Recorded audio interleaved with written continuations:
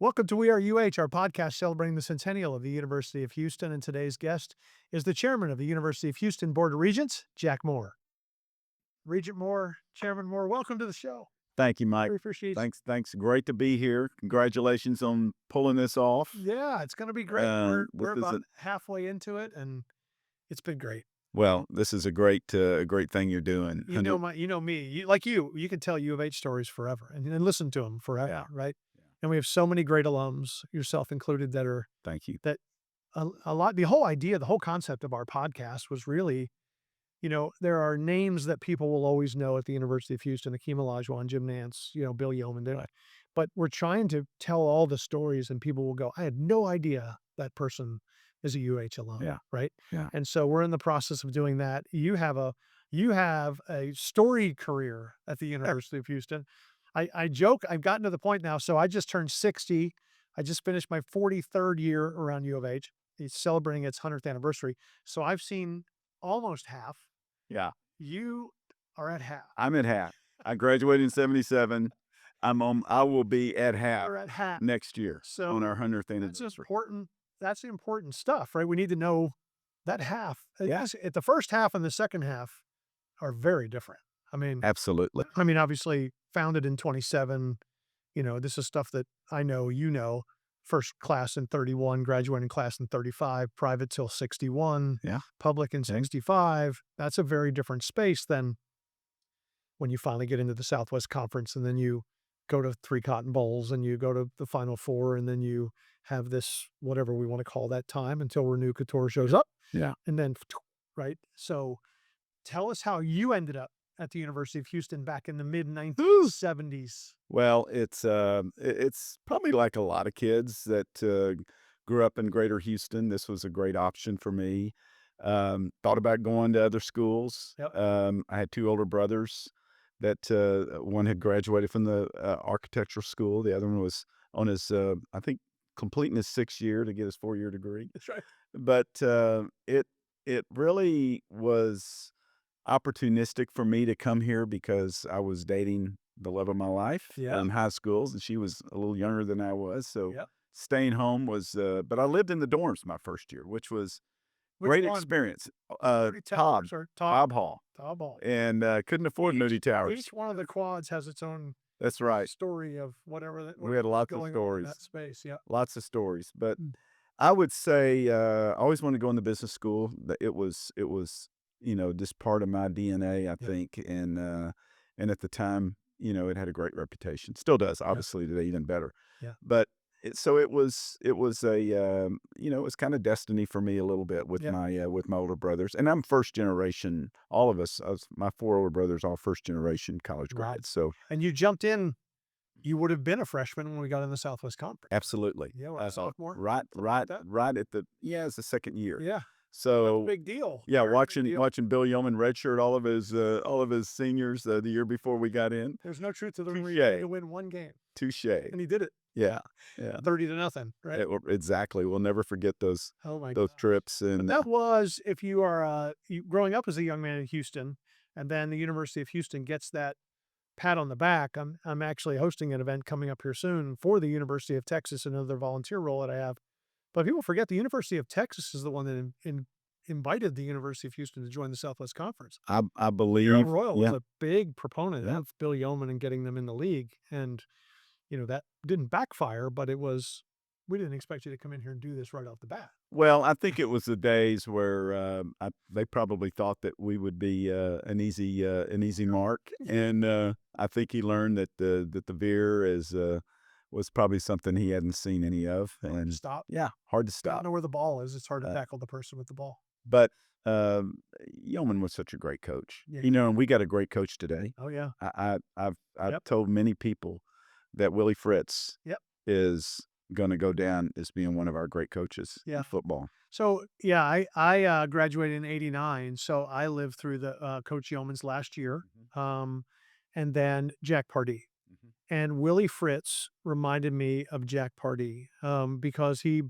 became an adult in the room, right? And he was straightforward, and he was transparent, and he spoke to the kids like adults, and he treated them like adults. And I see that from Coach Fritz, just left and And right. these kids love him. They love And you love think of the talent he is getting, yeah, what he's doing with the talent. yep, Um, we're not gonna out wallet whip Texas Tech or nope, Texas or even some of the other schools in yep, the Big 12, but he is going to do a lot with what he has to work with, yeah, and I think we'll look back on Willie Fritz's eras, and hopefully it's a long time from now, yep, and say one of the best hires we've had, for sure. almost as good as Kelvin Sampson. But he'll well, there's some benchmarks they're willing to hit, and if he hits those, we'll be more than happy to put him in that same But doesn't it say a lot of where we are today, on oh, the yeah, cusp of our 100th year anniversary, and our sports programs are as relevant as they've ever been.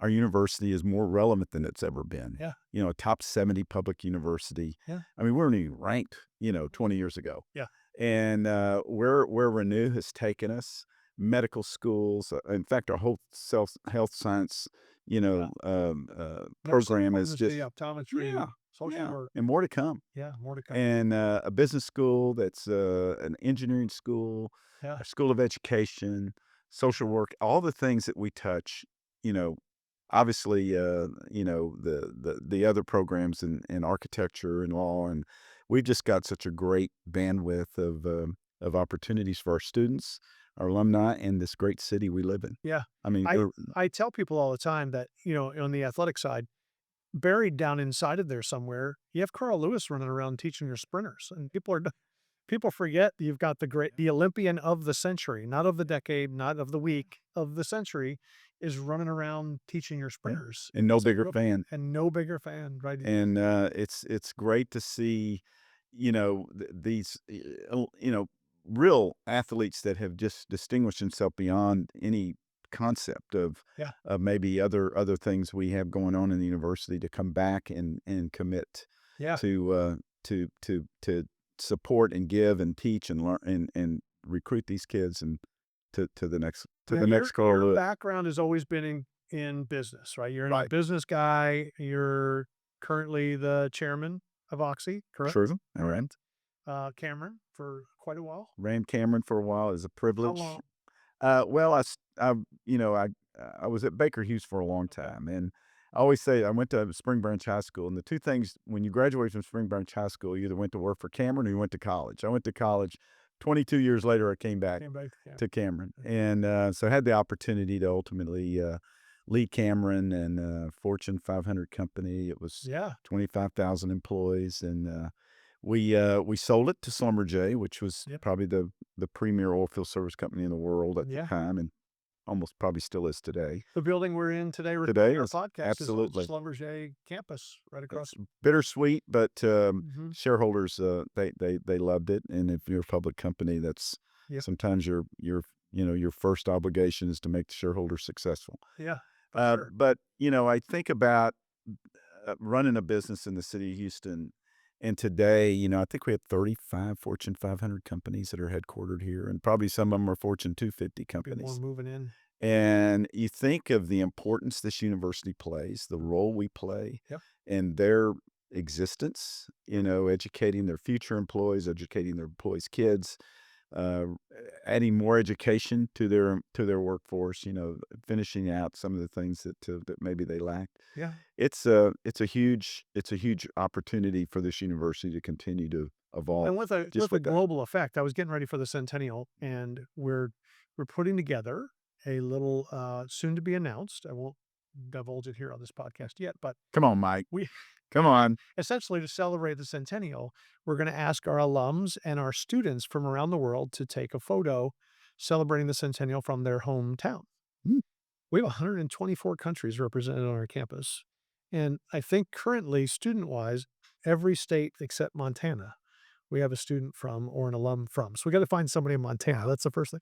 Anyway, you go to Montana on we'll take a vacation, take picture. a photo. We'll do it. That's right, and send it back. But it's amazing that the word of the University of Houston has spread nationwide, certainly. And the athletics part of that is front porch, but then they delve into your engineering and they delve into your law Right. and they delve into your Hilton and they delve into your Bauer, your PES and Wolf, and I could keep creative writing. You can reel them Oh off, but yeah, yeah. and and then you have students coming from all over. And one of the things I tell people all the time is Yeah, you could go to X land grant U in the middle of some place, but you've got to come back to the city to get the job you really want to expand. Why not start out in the city? Yeah. So do you see that you've had a couple? I'm going to skip ahead a little bit. Mhm. But you had a couple volunteer roles. I joke with you all the time.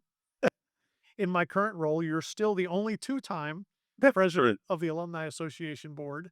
It's only happened one time, and it's you. Thank Glenn Lilly for that. And, and I left you him moved mid-year. away. I had to go overseas, And then you came back, and and they just handed you your hat back and said, "You're in?" it was something maybe like that, but I committed to him that I would come back and finish out my service, Well, Glenn but he got a year out of me when I came back instead of a half a year. well, Glenn always told me one of the Glenn's favorite lines, when you're dealing with volunteers, remember that they can volunteer or they can be voluntold. Or I think maybe you were voluntold. Was voluntold. Well, I voluntold him when I left, That's right. and he voluntold me when I was gonna come Exactly. back, so But you've been around with your hand in something in a very respectful way at the University of Houston for the entire time you were working. And why do you do that? I mean, why do you jump back in that space? You're always willing to help. it's a good question, Mike. It felt look, the university, the success a lot of I see it even today is the business community's engagement. We're sitting in, no, very few universities have what we have available. I've I mean, counted none. yeah, If you think of if I take UCLA off the map, tell yeah, me another urban university in a city center. We're it. we're it. All the I ones in New agree. York and Pennsylvania are private. I agree, and they don't have the Fortune 500 companies, a world-class medical center, Right. a port, Yep. refineries. You think of all the things we can touch. Yeah. So, for me to be able to come back in any way I could, whether it was doing some things of the business school or the alumni organization or the board of visitors or whatever, it was a window for me to come in and just feel like I was doing something that I appreciated was being done to me when I was a student, and so I never really thought, more than once about it, and, now being a regent's a little more commitment, I was gonna and, say, and that kinda takes me to my next space in yeah. the region space. I have some really interesting questions to get your thoughts on. Obviously, the game-changing moment at the university, I used to, like, use a phrase, "I don't like to allow short-term people to make long-term decisions," right? All of the successful companies have long-term tenured people, and before Dr. Couture showed up, we had any number of presidents and interim presidents. We had any number of provosts, any number of deans, any number of athletic directors, any number of football coaches. But since she has arrived, she's been the president, and the number of deans has turned over. If it were a restaurant, we've only turned the tables over twice in Yeah, 20 years, give or take a year, yeah. right? That tenure is what makes it go, right? When you have Oh, somebody who makes long-term plans. it's the consistency year after year, and we are so lucky to have her. And I thank Welcome Wilson and that whole team, Yep, Leroy Hermes, yep, Lyndon Rose, that group that was here that made the decision to bring her on board. yeah. That fire in the belly, as she said, she brought with her that is fire has never stopped. No, If you think after 18 years she's gonna pull back and it might actually ramp up because she well might be getting towards the end and she's got some things she wants to get done. let's hope that's a Let's hope ways not, away. but But the energy level she has, the creativity, the passion to just continue to move the bar, yeah, it's infectious. yeah. And if the regents don't get, we're get caught up in it, we're gonna get mowed over. So regents cover assigned by the appointed, not assigned, appointed by the governor. But you're essentially the oversight organization for the university. We're her board. Right, And we don't run the university. We don't tell her what she can and can't do. right. She's very engaging, obviously, with us. We have a very good working relationship with her and her team. Um, we all have access to everything going on out here. All of us are graduates, Yep. which is, Right. not every It was board, not that not every. way. It was not that Not that way way when I forever. arrived in Yeah. 2010. I had that Yeah. conversation with Spencer Armour.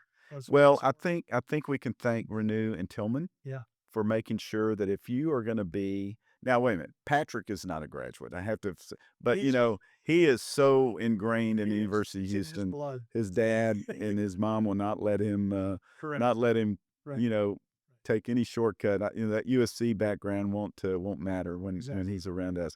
But I was just saying that the people that are associated with this board are so committed to see this university to the best it can be. And that, wasn't always the case. People had some agendas and Yeah. you could hear the stories, but we are so fortunate today when we go in and look at the university's plans and the futures, it is all about how do we take it to the next level. Yeah. So I think, when we talked to the dean of architecture, we were talking about the fact that since 2010, the university we've raised over private fundraising, we've raised over $2 billion Yep. and built over 1 million square feet of new space. Mhm. Now those are stadiums, arenas, dorms, all the dorms, And every there's dorm still has been stuff going redone. on. The towers are still standing. We don't have enough time to discuss the towers. We'll deal with those eventually. The towers are still standing, but You know why the towers are still standing? Because we still have more demand for student housing on this campus yeah, than we have beds. for sure. And we've got to figure We that don't have one out. time to not have 1,500 beds. You That can't, you there can't were have you're it. right. It's a big number, so we got to figure out how to make that transition work. And Yeah. and we're working, and we will work on that. And you and I went to school in the what I would like yours was a little more it became, the Southwest Conference, but we still only had 2,000 students living on campus. And the Yeah, on-campus life was, I'll just say minimal at best. You could join a fraternity, you could join intramural sports, you could live in a dorm for a certain period of time, and you got your community from that. There wasn't a lot of other things. So we lived in what I would call for a long time a transactional experience.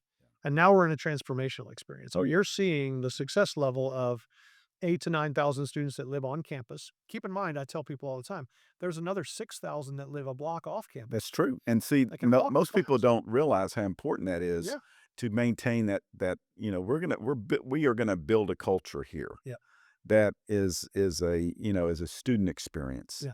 And we didn't have that opportunity in the past. We are creating that opportunity today. I And remind you, you don't have to say so as the chairman of the board of regents, but in my position, I know that there are more parking spots on campus than we actually need. Just every student wants to park headlights into the building that they're going to go to, right? So, that's true. and parking will never be solved. It's probably on every board of regent agenda, where it's never going to be solved. Just leave it there. It has a holding. It just holds a spot.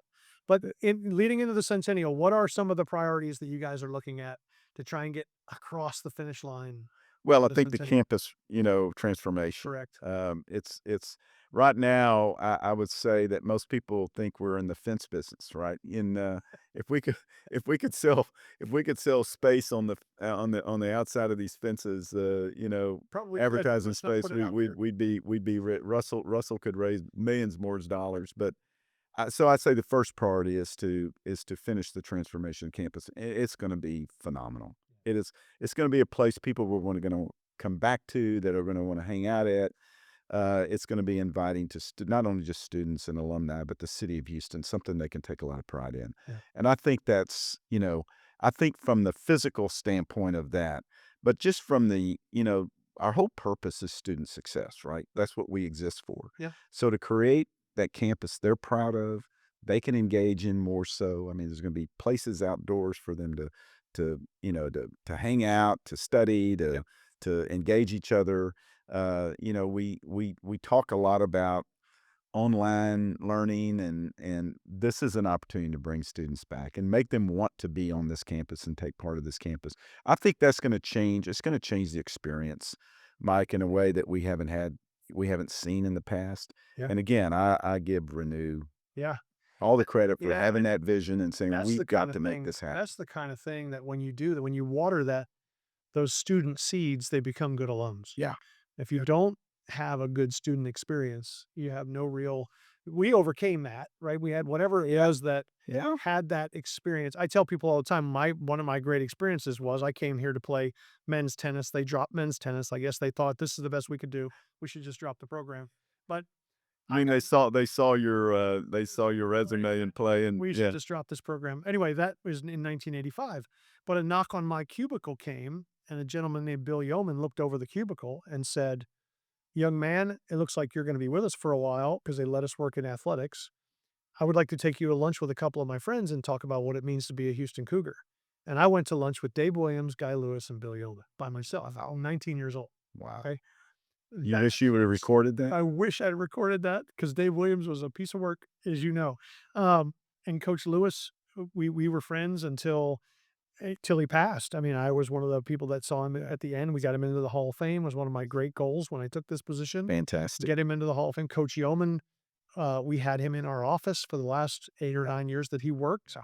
Those were the salt of the university Yeah. recipe. Yeah. So you have to create those experiences as undergraduates so that they wanna come back and continue as alums. I mean, Guy Lewis is a perfect he played on the first ever basketball team here, played for 4 years, was in 1946 to 1950, and then became the head coach in 1956, and didn't leave till 1986, and then was a season ticket holder from 1986 to 2006.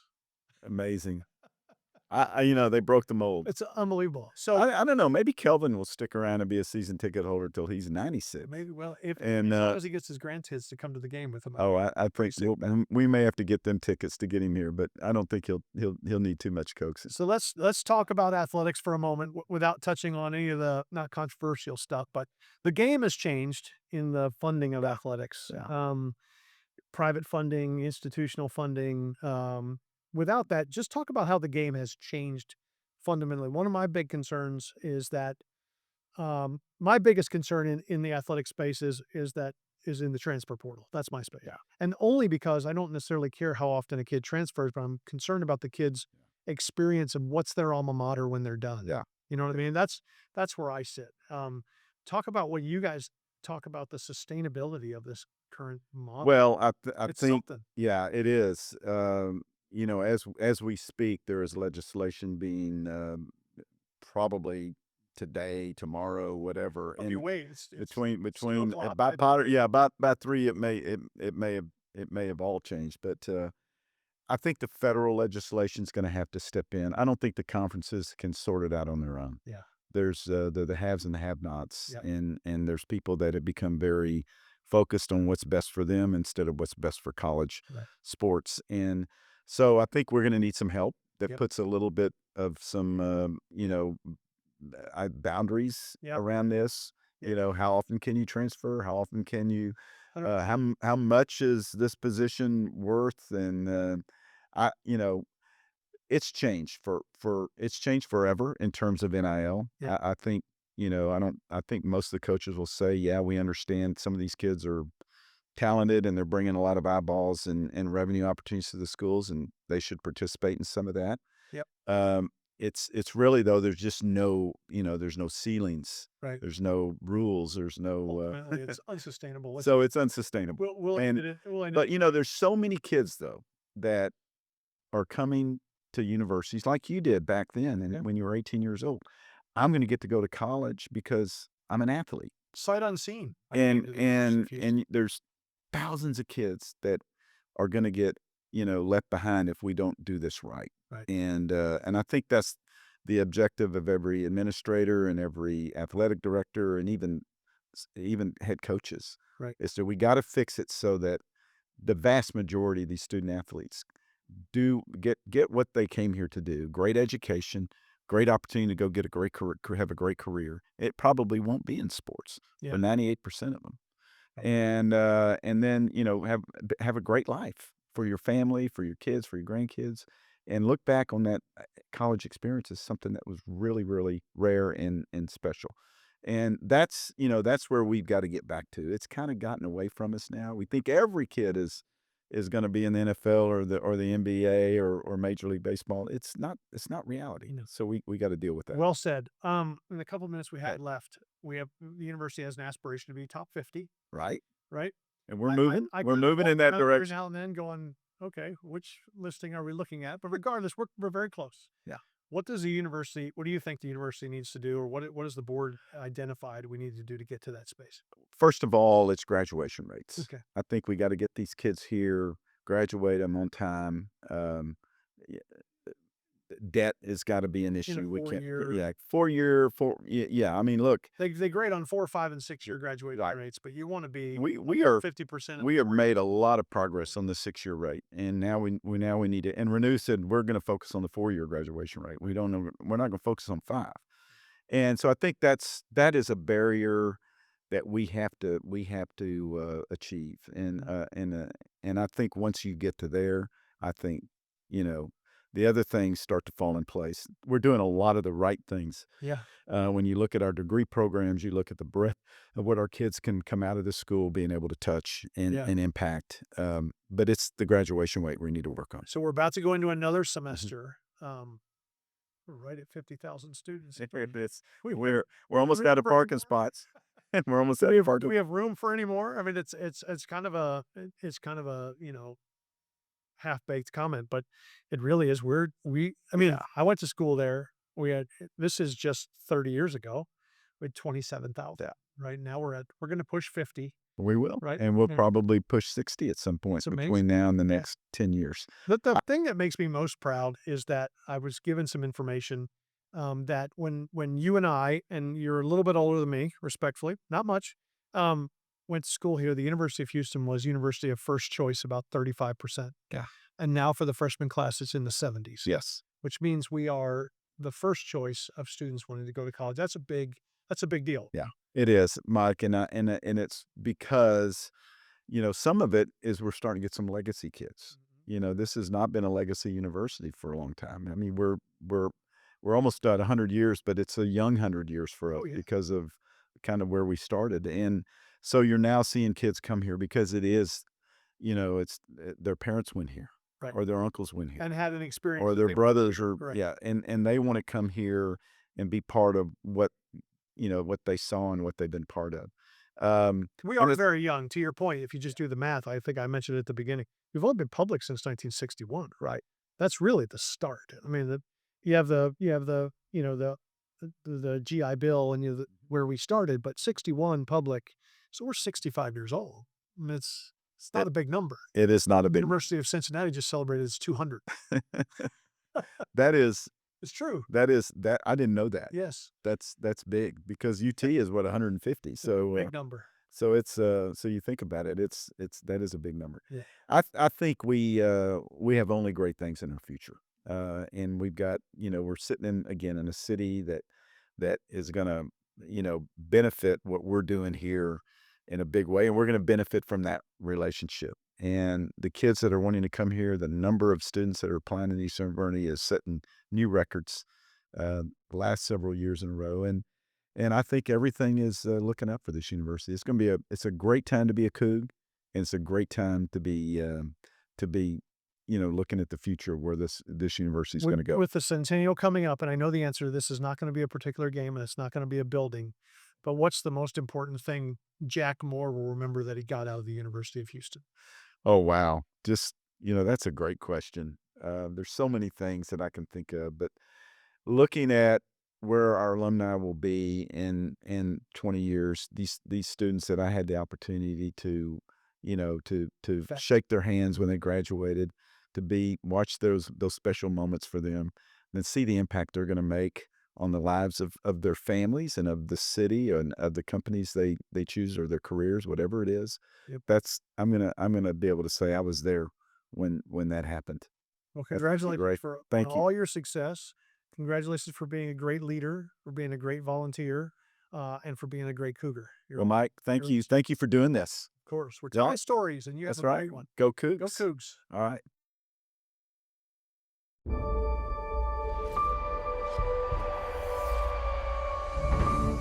For the past 100 years, the University of Houston has been on the move.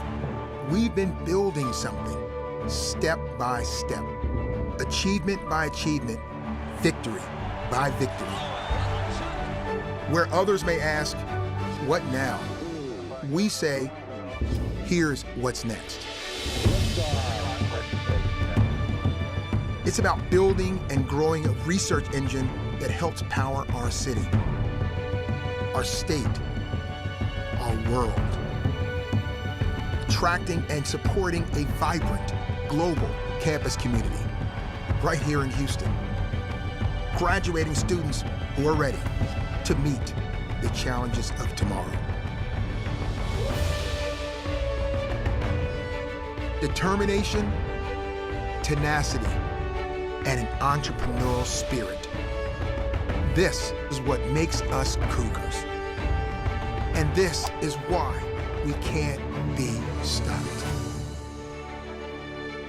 The Centennial Campaign is a transformative fundraising effort that doubles down on what got us here and defines a new horizon. Because action today is opportunity tomorrow and for generations to come. Leading in academics and research. Building winning athletic programs. Transforming our campus. The Centennial Campaign is a bold investment in our next 100 years. The future won't wait, and neither will we. Join us.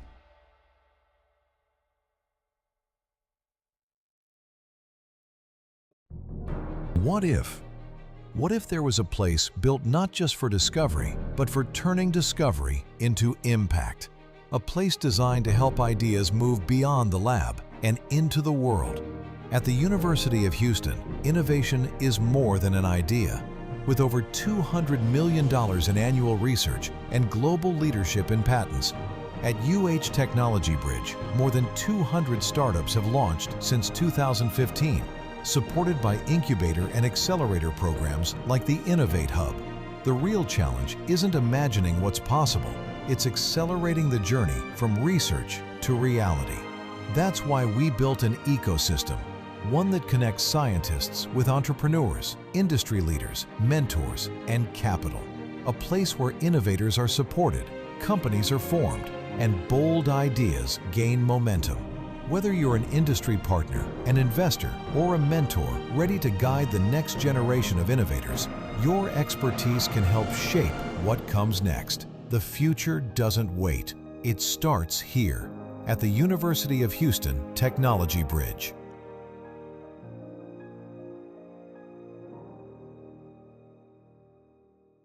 Welcome to We Are UH, our podcast celebrating the centennial of the University of Houston. We have innovators, game changers, newsmakers, and today we have a distinguished alum of the University of Houston, Mr. Sam Schreiber. All right, Sam Schreiber has joined us. This is a treat. I'm glad you're here. How are you? Doing great. Good to see you again. It's only been 2 weeks. Sam is referring to the fact that he just received his Distinguished Alumni Award, one of less than 200 people to ever receive that award. You've come off of that now. We won't go into the details about why you're 1 year delayed. Let's just call it there were other plans in your medical history. Somebody else had other plans, but how was it getting through and joining that elite? It was something I'll never forget. There was an amazing evening. Leading up to it was amazing. Being asked was amazing. It's an honor that I'll cherish forever. The great part of the evening was all my family was there. Yeah. And some it's my wife, my daughters, my grandchildren. All those stories that Granddad said that he was actually, better than he was, turned out Granddad's pretty good. Yeah. Did the grandkids pick up on They that? loved it. They were so proud, and I'm proud of them the way they handled everything. And then all my friends from University of Houston were there, and some business acquaintances and fraternity brothers who surprised me, and a couple of testimonials I wasn't expecting. But the evening was a cherished moment, and thank you and your team and your staff and Nancy and everybody. What an amazing event, and I'll be back for it next year because it's so special. We appreciate it. And congratulations again. So our podcast is celebrating innovators, game changers, and newsmakers over the last 100 years of the university. You're in any number of those places.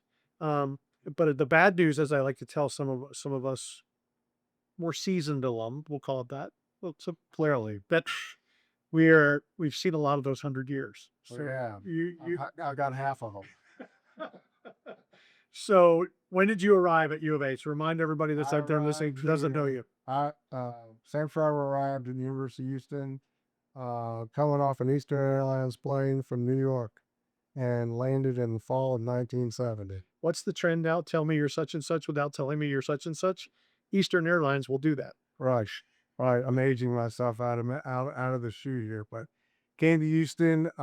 We had family in the city for a long, long time. I'd spent some summers here in the past, and it was time to go to school and pick some colleges. We talked as a family, and it just worked out. It was unexpected. Like a lot of things, you don't plan it; it just evolves.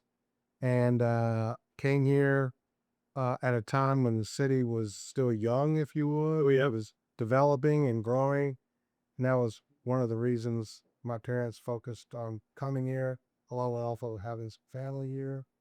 And, I must tell you, the first semester or two is college is not easy. We call that feeling your way. You feel it, When you're get your feet under you. 1,000 miles from home, it's not easy. Had to use a landline to call home. I had to go into the fourth floor stairwell at Moody Towers and get the payphone to work to make a long distance call.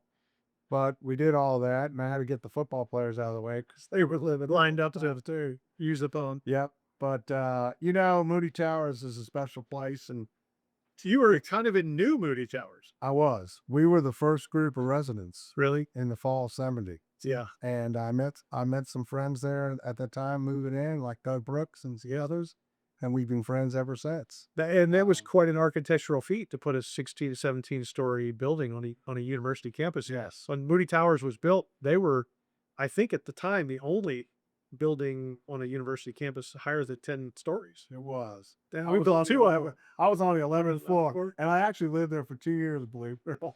I lived there for a year and a half, 6 and 16. I don't know how I went from 6 to 16. Remember, 16 had the rooms by themselves. I know. Over Well, you were in the high rent district. Oh yeah, is that right? So did you carved out a nice career in finance, which we'll talk about, but you wanted to be in the business? Not really. I knew I was going to go into the business school. Yeah. And at the time, it wasn't called the Bauer School. It was just the College of Business at the Heidi Building. Yeah. But, my story is like a lot of people. I started out as a accounting major, and after cost accounting, I went, this off of a, and I slid into being a finance major. Okay. And it worked. It grew on me. I had some great professors.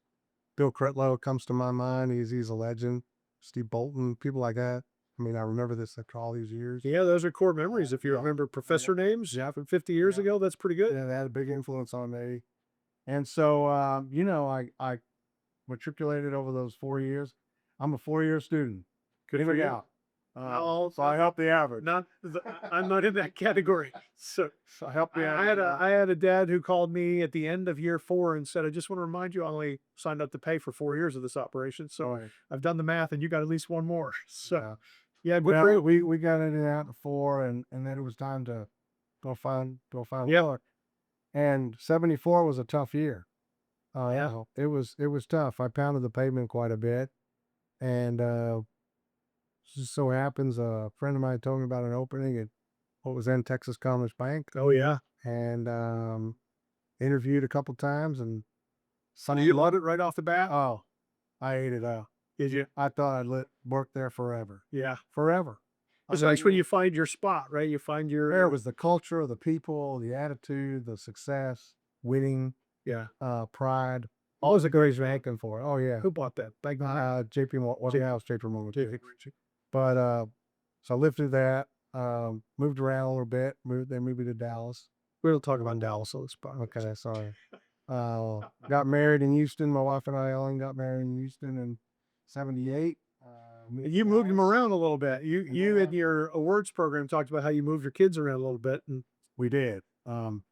After I moved from Texas, I joined another bank. I'm based in Charlotte, and from there, that bank was on a hot streak of doing a lot of acquisitions. Somehow I got a list of people that could move around, and like I grew with the company, and the company grew exponentially in the southeast, northeast, and I became a part of that track. And so I moved around to some cities in Georgia, New York, New Jersey, and then in Washington D.C. Some. if you want to go back a little bit quickly, if you're in U of H in the mid '70s, do you have a core athletic memory? Yes. Some will have core. I remember exactly where I was when we beat such and such, or Well, my greatest without question was the 30-0 game that we beat Texas. 100%. The bus ride home was amazing. I don't remember if it was great. yeah, that was a big one. That was great. Watching Elmo Wright and Robert Newhouse in the early '70s was something else. Yeah. Basketball teams were pretty good. Basketball teams were great at Halifax Pavilion. New Hoffines. Yes, at the time. The house that Elvin built. Yeah. I'll forget that. And so, yeah, Elvin. I mean, I was a little after Elvin, but there again, the culture of athletics back then was really starting to build, and that's something that's important. When you find you're in that space and you're in a comfort space, do you realize you've made lifelong friends with Doug Brooks and Jack Moore? Did you realize that when you Probably not at the time. Yeah, It wasn't until later on. We stayed in touch, and once I moved away yeah, from Texas, it was harder to do. right, But there was a bond, yeah. of that group and others that to this day, some 55 plus years later, we're still friends and talk to one another often. We serve on boards together, Yeah. and we've had our own individual successes in our own right and great families. And Jack's been on our podcast yes, he's now chairman of the Board of Regents. pretty amazing. I It did is. talk about his stories, but yeah, but not now.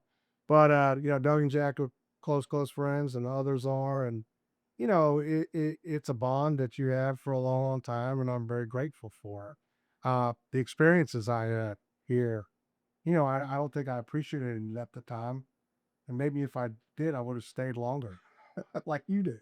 So you ended up in Washington, D.C. ultimately. Ultimately, yes, in 1999, 2000, the company moved me to DC, and we've been there ever since. And it's been a great experience. I'm basically almost retired now. Almost. Almost.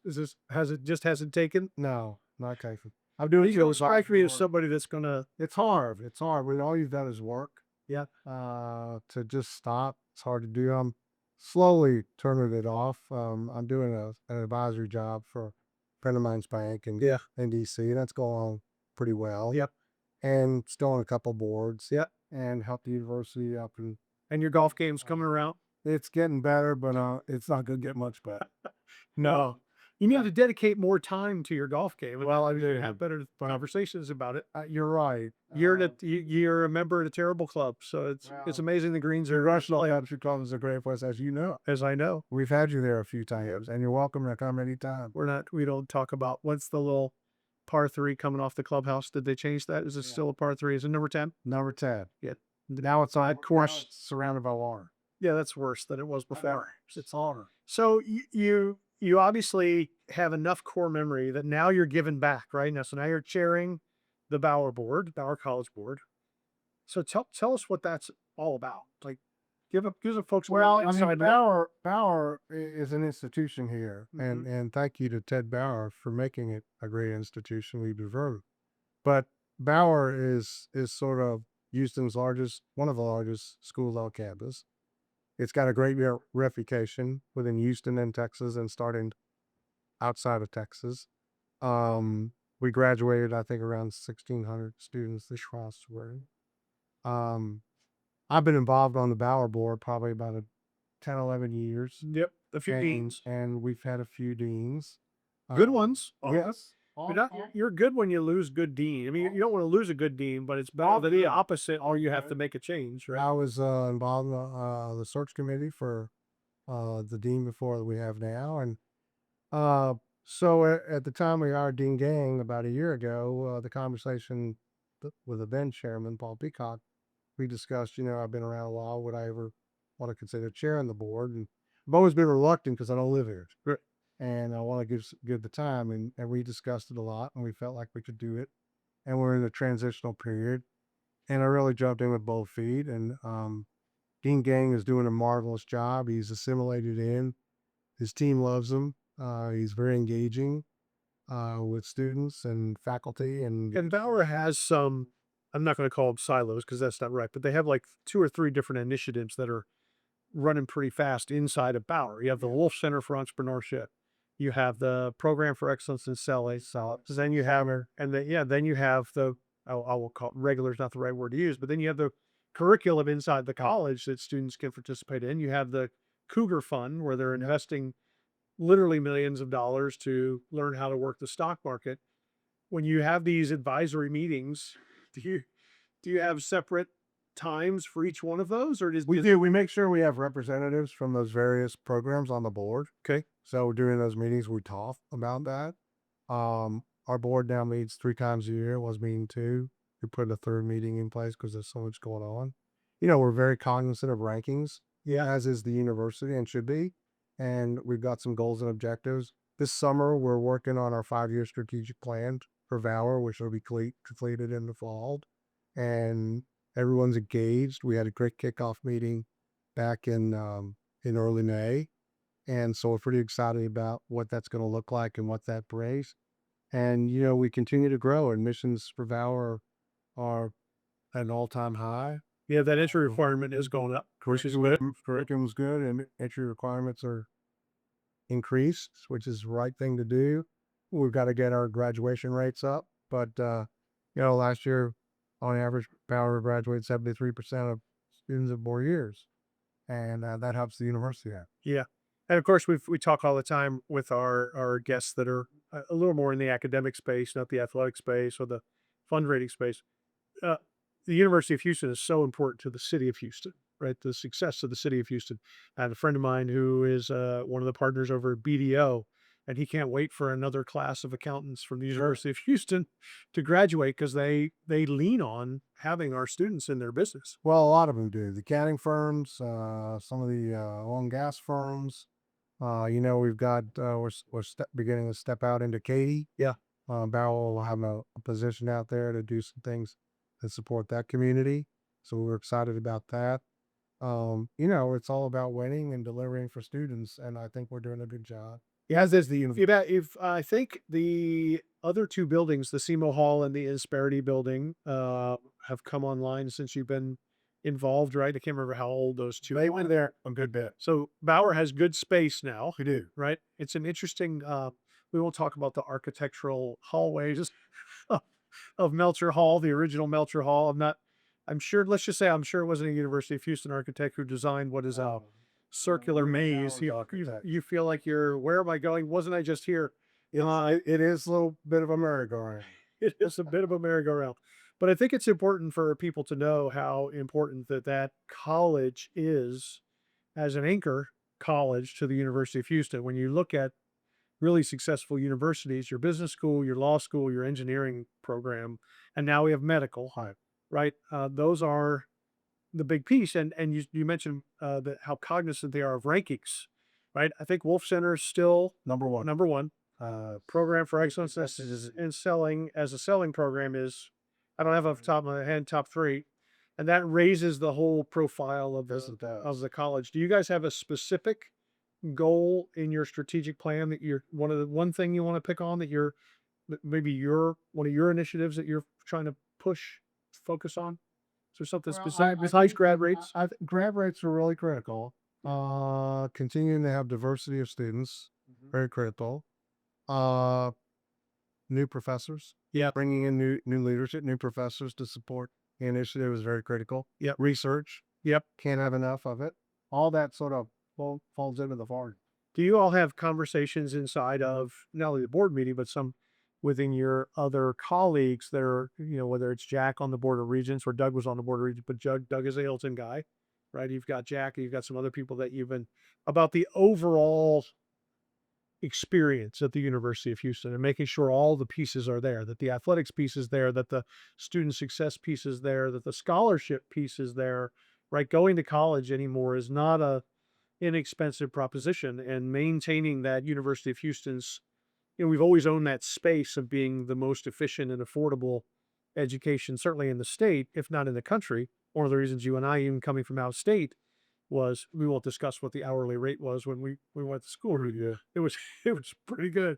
Do you guys talk about that and make sure you maintain? We do. Well, I'll tell you two couple things. One, our dean and the other deans of the medical school, law school, Hilton, engineering, are very connected. Yeah. It's not always been that way. Right. A little bit more silo, but now it's very non-siloed and connected. Right. Why? For the very thing you just discussed. Second, and really important, is when Renew Couture began the Board of Visitors, that was another connecting element. If you think about the experience of the people serving on that board, they're from all different walks of universities. Engineering, medical, business, arts, research, whatever it is, and then some outsiders. And so you collate all that together, and we're doing some great things around student success at the board of visitors level. You know, the board of visitors are basically uh, obviously focused on the mission of and the strategy of the university. They're your lead by the supported by the board of regents, and then we're the advocates. Right. Exactly. Whether it's graduation rates, whether it's initiatives, centennial, Yeah. whatever it's on the agenda, we're right there. Yeah. Where would we be without Renew? I wouldn't be here having this discussion. It's No, it's been. I mean, she'll when the centennial's over. That's year 19. Yeah, she'll likely be here 20 years, which is just day just does not happen, right? she has been a different specter, is the only way to say it. She has put this place on the map when we weren't on the map. Right. And In all the she and her team have done an amazing job, focused on all the right things. I mean, you look at the things that we wanted to accomplish, you know, from athletics, Big 12, medical school, acquiring property, technology, infrastructure, talent. It goes on and on and on. And, you know, between board of regents with Tim Fertitta's leadership, now Jack Moore's leadership, and her leadership combined, I mean, you know, we're in Space City and we're on that rocket ship. And we all lived through the abyss of a little lack of athletic success, but the last decade has been pretty solid, right? Even Case Keenum football years, I'll even go back to 2008, but basketball came alive in 2014, although we will give Tom Penders credit for making the tournament when he won the conference tournament one year. So we got to give coach credit for that in a program that was pretty starved, right? Kelvin comes in and changes the mentality and changes the whole. Don't you think it changes the whole mentality of everybody, not just people, 100%. not just people who care about basketball? 100%. You know, Kelman talks a lot about culture. He has helped change the culture of the university. And now Willie Fritz is doing the same thing. Yeah. We were lost in football for a while. And it means a lot when you're in Washington D.C. and it's early March. Are you kind of insufferable? Like if you're at the club and I'm obnoxiously insufferable. you're in the club because you're buying drinks just so somebody will sit with you. You miss it. No, it's not that bad. But, you know, we're not a Big East school. We've been waiting. Big Ten school up there in the Northeast, but at Congressional Country Club and around Washington, D.C., everybody knows who the University of Houston is now. Yeah. And it's a tribute to the players, coaches, and leadership and administration because, you know, we'll put it on the map. And it makes you take a nail out of the wall and hang your degree a little bit higher. You bet. You know, I mean, it's pride. yeah. You know, I mean, pride is when you graduate too, but you know, you've got this thing you carry with. And if you're involved in the university in any way, you know, whether you like it or not, athletics is a big deal. Yeah, and I know you're not directly involved with this, but something like being in Washington, D.C. and University of Houston being put on the map, there's a lot of research funding comes out of Washington, D.C. There is, and we're working on There's a lot of things that come out of Washington, D.C. that could help the university that sits in the third or fourth, depending on who you ask, largest city in the country. Yeah, so that's a big deal. All right, we have just a couple minutes left. All right. We're celebrating the centennial. You're in Washington, D.C. Your buddy sits down. He sits down with his grandson. I would said son, but we're going to go with grandson. Sits down with his grandson. He's a senior in high school, and he's trying to think about where to go to school. And he sits down next to Uncle Sam. And what does Uncle Sam say about the University of Houston? What's your elevator speech?